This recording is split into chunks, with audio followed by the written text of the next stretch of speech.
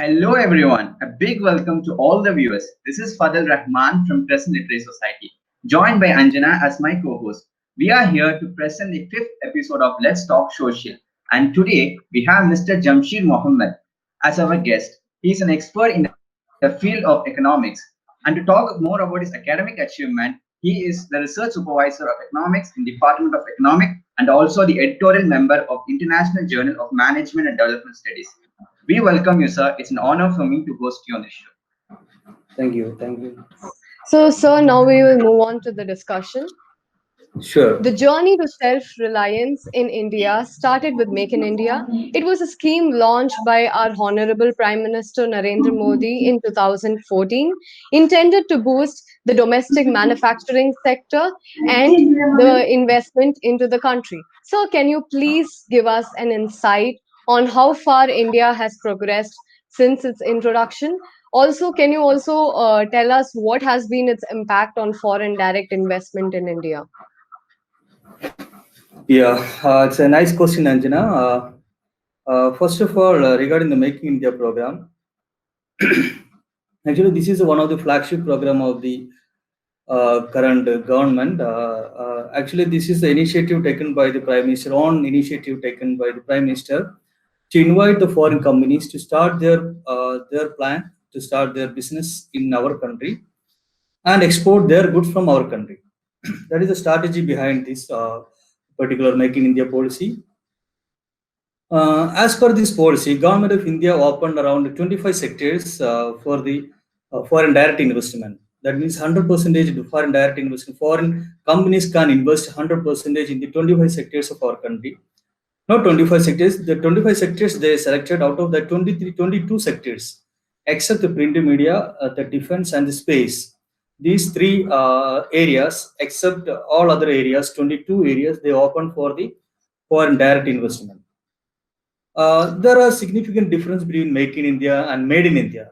People were confused between what is a Made in India and how it is different from the Make in India. Actually, Make in India program, we are inviting the foreign companies to set up their manufacturing plant in our country. It is basically is a manufacturing, domestic manufacturing process.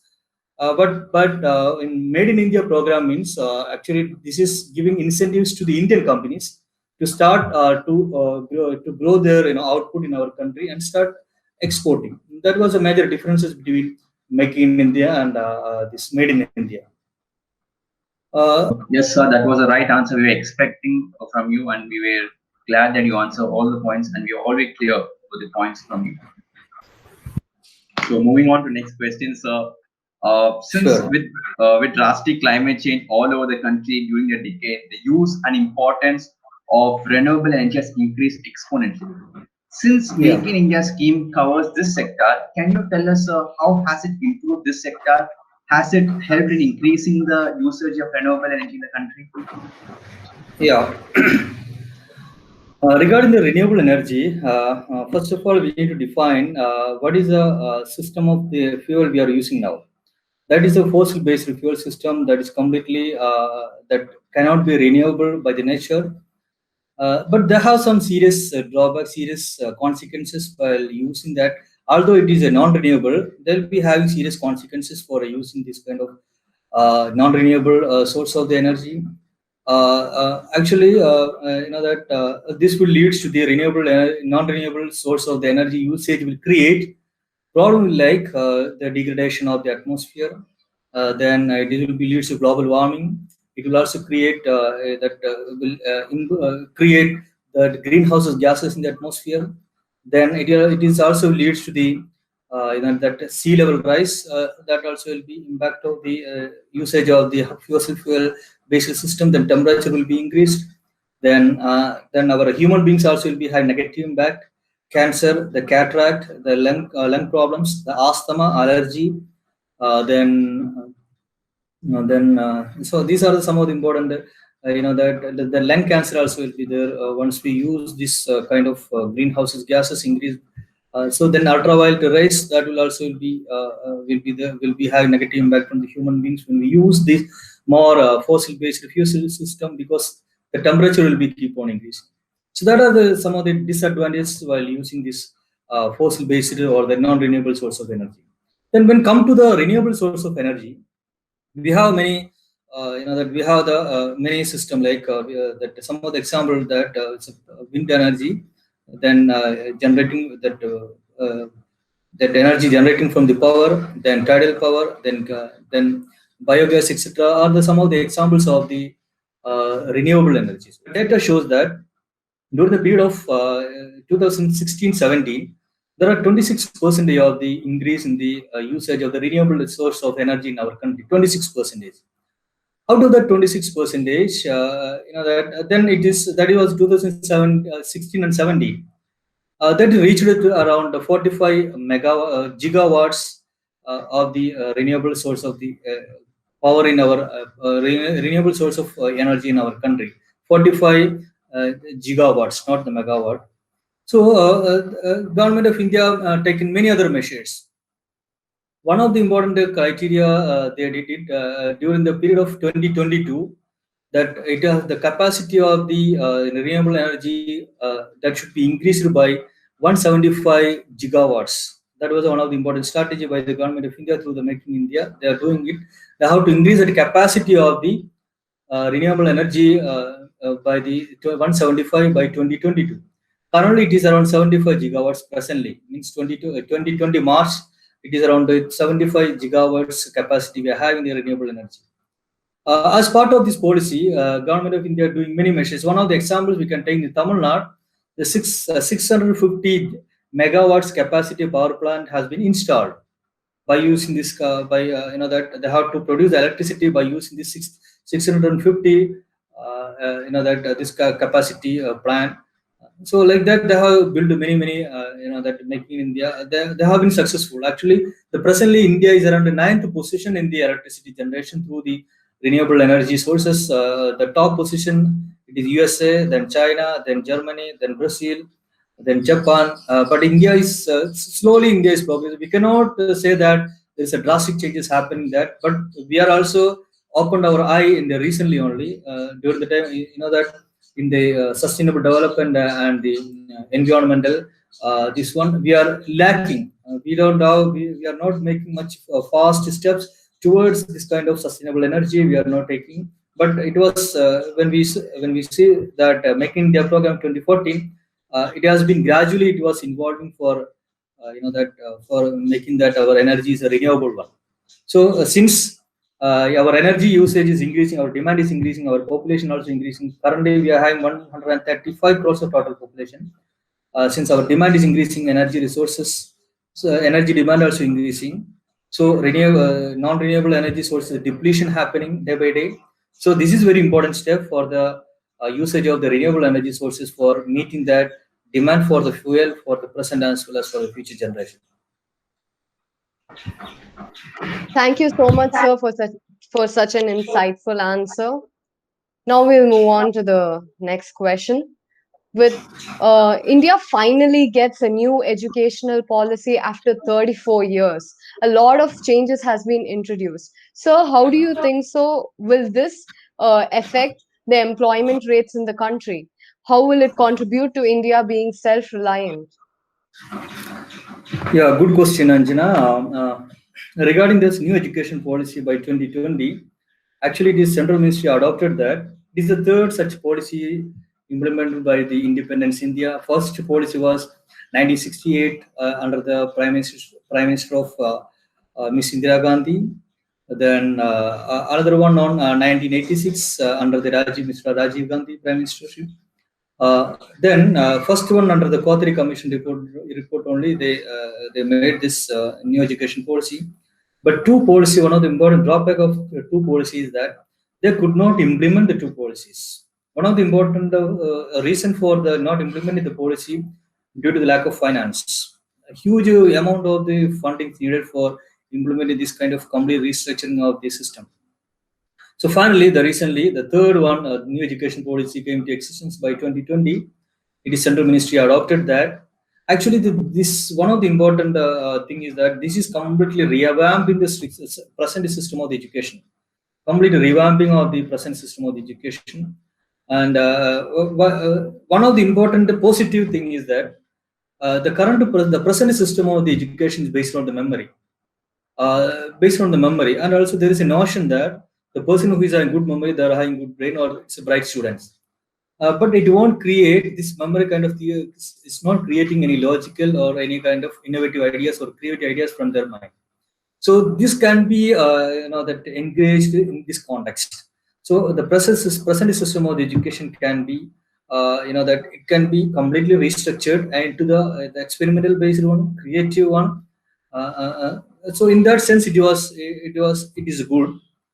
Then when we take that this system, first of all, this is completely restructured the entire system. What are some of the important highlights? When we take that highlights of the education policy, it completely, when we take the higher education, when we take the higher education, it is completely restructured the higher education.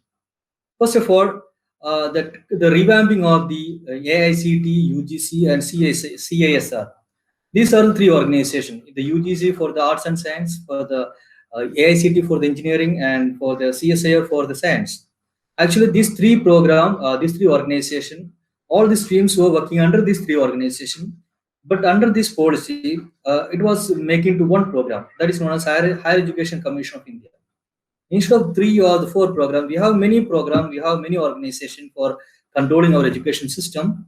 But since this particular policy is giving important for the particular single authority, that is known as Higher Education Commission of India. So what will happen that the decision will be concentrated on a particular person or a particular organization. Nobody can question them. Nobody can question. They are the ultimate power. There will be supreme sovereignty. There will be supreme power for the commenting for education, for making the policies of the on education. So Higher Education Commission. Another highlight of the Higher Education Council, Higher Education system is there is a 4-year interdisciplinary PG program. Instead of the 2 years PG program, 4 years program. So what will happen? There are different exit points. After 1 year, if they are dropping out, they will be get certificate, 1 year certificate. If they are dropping for after 2 years, they will get a diploma certificate. If they are dropping after 3 years, they will get a UG certificate, undergraduate certificate. And if they are completing for the 4th year, and they'll get that postgraduate certificate, PG certificate. So what is the important drawback for this 4 years multidisciplinary PG program? Nowadays when we take that all the universities or the colleges in the PG level enrollment of the boys are very minimum. Due to many responsibilities, family commitment, they cannot they cannot complete that PG program, or they won't come after the UG. They won't come to the PG. And also before 2 years they will be drop out due to the family commitment. They have to look after their family, so they will be. But in this system, before it was dropping out from before PG, it was not a legalized one. It was not a part of formal things. But now the dropping out the PG from the before 4 years, it became legalizing one. It became formal one. So there are chances for not completing the PG once they enroll in the PG. Because especially the boys, I'm not talking about the girls in this area, because boys, when you take that boys students in all the colleges, all the universities in India, the PG level, not the UG level, the PG level, their enrollment ratio is very less when compared to the girl students. So, so that things will be happen. Another important, the highlight in the higher education system is the discontinuation of the MPhil program. MPhil no more is a course. Actually, many students, many people, they did that. Even I am also the MPhil holder. Then after that, I did the PhD. Actually, it was intermediate degree. It is a research degree, 1 year or the 2 years research degree. That was a discontinued. But that was an important course for giving an insight to the what is the research is. We don't have any course now to tell about what is the research. This is the research. What is the objectives of the research? We don't have any particular course or things to explain or to convince the student to that which is the research or what is the research, how we can do. So this is the that basics step to enter into the PhD MPhil program, that is a discontinued. But anyway, that will not have the much impact on the education system, since many universities already discontinued that. Then when we come to the school level education, I already told you that this is present system is based on the memory, but the current system is they are giving experimental and creative things at the beginning itself. 6 to 8 grade students, the vocational training program will be start to 6 to 8 grade students. So that will be the very promising one. That will be very promising one. Instead of that nowadays people unemployed, mostly unemployed are coming from the educated. They are not skilled. Means they are not skilled, or they are not like a the carpenter. So this kind of carpenter or any other the manual kind of things job, it will be formalizing one. It will be start from the 6th grade to 8th grade. Then the present system is 10 plus 2. Instead of 10 plus 2, they are making it is 5 plus 3 plus 3 plus 4. That means education system start from the 3 year to the 18 years, schooling education. Actually, midday meals program also they will be extended from the third year.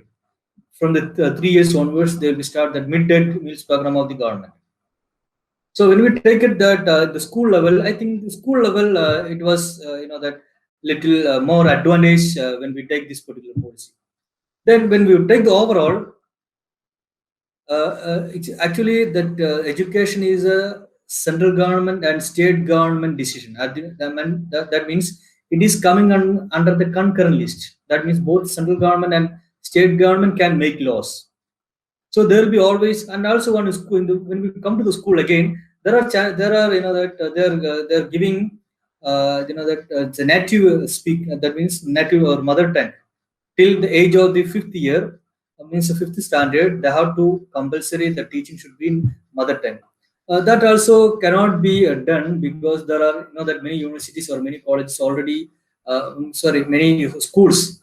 Even the central ministry itself, it was not possible to implement in all the state to teach them in their mother tongue. So that is that is one of the important drawback because central ministry itself telling that that was not possible. Then when we take the overall picture, that education policy will be concentrated on the few hands. Before it was a decentralization process, now it will be centralizing one. Before it was decentralized means many organization, many bodies will be there, many decisions will be there, but now everything will be scattered. Sorry, now everything will be centralized. Before it was scattered, now everything will be centralized. Decision is coming from the centralized mind, so there will be chances for the that all the kind of political interest or any other interest will be they can include or they can insert into the syllabus or any other curriculum. Anyway, this single stream of the education system will be implemented by 2040. 2040 only they are having some target for by 2040. But one of the important drawback for this policy also, this third important policy also, uh, funds, lack of funds. Huge amount of funds is needed or required for the this kind of revamping of the entire education system. Sure. Thank you so much, sir. Your words actually cleared a lot of doubts for us. So, the pandemic has shook the entire nation, but it has also brought Make in India to a very powerful spotlight. Sir, according to your view, what would be the situation of India in terms of self-reliance after this pandemic? Yeah, during the that's COVID-19 pandemic, it has captured almost all the countries in the world, irrespective of the background of the economy, irrespective of the irrespective of the strength of the economy, whether it is developed or underdeveloped or the backward economy, it is captured. It is shaken all the economy. USA, China, then European nations, then South Korea, then Asian nations, India, etc. So all the countries, it has been that it has been affected. Then that this basically affected due to the COVID-19, so due to the lockdown. Due to lockdown only this affected. Still, many countries adopting the policy of the lockdown. So still that output of the economy will be keep on declining. So what will happen when there is a output declining? Uh, See, that many countries, not only in India, many countries, they are in the lockdown or they are implementing the lockdown. Output came down there drastically, reduced. Then it is again, in the future also it will be going to be down. It will be down or it will be decline in the future. What is the India's position in this? How India can be survive, or where is the India stands in it? That we can examine. See, there are chances for the decrease in the output in almost all the nations. Decrease in the output that means there are chances for when there is a decrease in the output. In economics, there is a phenomena. When there is a decrease in the output, definitely there are chances to reduce employment. When there is a reduce in the employment, there are chances to reduce the demand for the products. When there is a chances for the reduce the demand for the products, then there are chances to reduce the consumption. Then the people will go to the poverty. So that phenomena is happening everywhere now. Not only in our country, almost all the developing nations, we can feel it. This kind of experiences it is happening. People will go to the poverty. Now, when the government of India is pouring money to the economy, there are chances to. Before that, the China is a major supplier of the supplier of the electronic gadgets and other manufacturing products in the world. It's a major supplier electronic items, and that all the manufacturing product is supplied. Now there is a distress towards the Chinese economy, Chinese the government. There is a notion that due to the policy of the Chinese government, the COVID-19 spread all over the country. They could not able to curtail it. They could not able to prevail it. Control it. They could not able to control the spreadness from one country to another country. It seems that some country, even USA, they are thinking that this is a deliberate. It's intentionally the government of China, they did it. They spread it that COVID-19, this particular virus, to almost all over the country to control the market. There was a major, that US president always they're blaming that the Chinese government for this in this regard. It is a deliberate. It's intentionally they did it to control the market. So there is a distress over the Chinese government and Chinese policies, and distress over the China. So since China is a major player in this electronic and other manufacturing commodities, India is a very good chance. India is enough opportunity to develop now, to invest more money into the economy.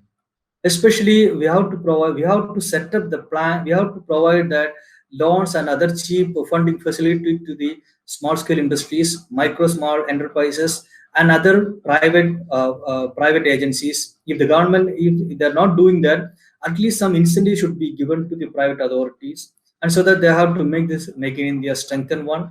And by all these policies, they can do that. Since that India is having many loss-making public sector companies, loss-making government companies, we can withdraw the money from that particular companies. Then we can invest that the area which is having these chances having more commodities, means more productive assets. If you are getting from the one particular areas, then we can invest that funding. Means we can take that fund from the loss-making public sector companies and invest in productive companies. That thing we have to do. Then we have to provide incentives to the small scale industries. We have to provide other facilities. We have to develop the rural areas, because rural areas there are plenty of opportunities are there. Our rural India is still a sleeping mode. Still it is sleeping mode. They know only the agriculture laboring. But when we develop that cottage industries, when we develop the small scale industries, definitely we can compete with the China. We can have dominance over the Chinese, that in the coming decades. So when our politicians, when they are, that when they are looking it, or when they are deliberately doing something, or they are investing some, that a large quantity of the money now, that definitely we have the chances to make that at least number one or number two in the world for in the manufacturing sector, because India is having around 135 crores of total population. We have to make utilize of it. We have skilled laborers, we have unskilled laborers, we have semi-skilled laborers, we have professional people, we know the English. So we have all the kinds of people we have. We need only that motive, we need incentives, we need the money. So during this COVID-19 pandemic, is a good opportunity to control the world economy and world trade. That's it.